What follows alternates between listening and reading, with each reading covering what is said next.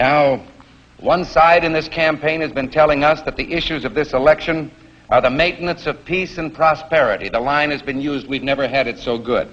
I won't have to worry about putting gas in my car. I won't have to worry about paying my mortgage. You know, if I help him, he's going to help me. But I have an uncomfortable feeling that this prosperity isn't something on which we can base our hopes for the future. The key point I'm making right now is that the economy is moving in a positive direction. And yet our government continues to spend $17 million a day more than the government takes in. You're telling me we got to go spend money to keep from going bankrupt? The answer is yes, I'm telling you. We've raised our debt limit 3 times in the last 12 months.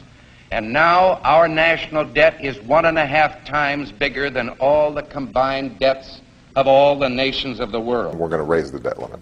We always have. We will do it again. We have $15 billion in gold in our treasury.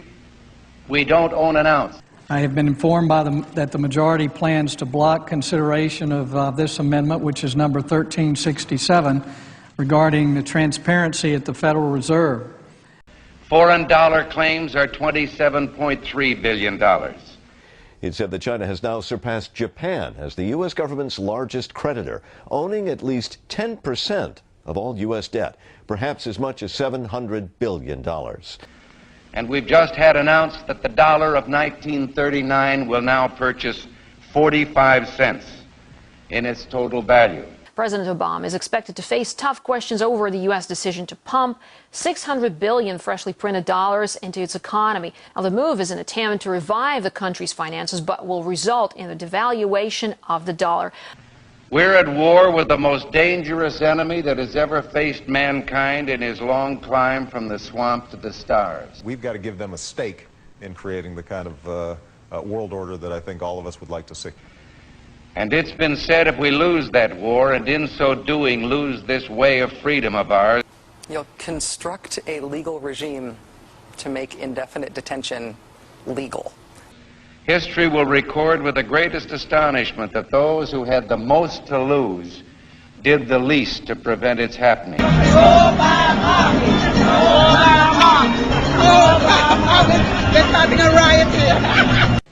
Well, I think it's time we ask ourselves if we still know the freedoms that were intended for us by the Founding Fathers.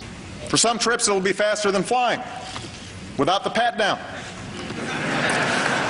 Anna was picked to go through. Pretty much everybody except the baby was picked to go through the scanner. If we lose freedom here, there's no place to escape to. This is the last stand on earth. Damn America, that's in the Bible.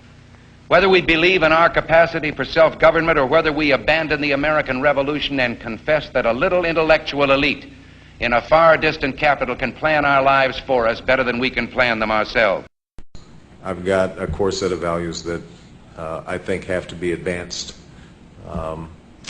and that my individual salvation depends on our collective salvation. You and I are told increasingly we have to choose between a left or right. Well, I'd like to suggest there is no such thing as a left or right. There's only an up or down. We had an election, and it was about a direction for our country. And regardless of their sincerity, their humanitarian motives, those who would trade our freedom for security have embarked on this downward course. In this vote harvesting time, they use terms like the Great Society, or as we were told a few days ago by the President, we must accept a greater government activity in the affairs of the people. E pluribus unum, out of many, one. In the end, that's what this election is about. Well, the trouble with our liberal friends is not that they're ignorant. It's just that they know so much that isn't so. Over the course of 10 years, it would cost what it would cost us. All right, okay, we're going to.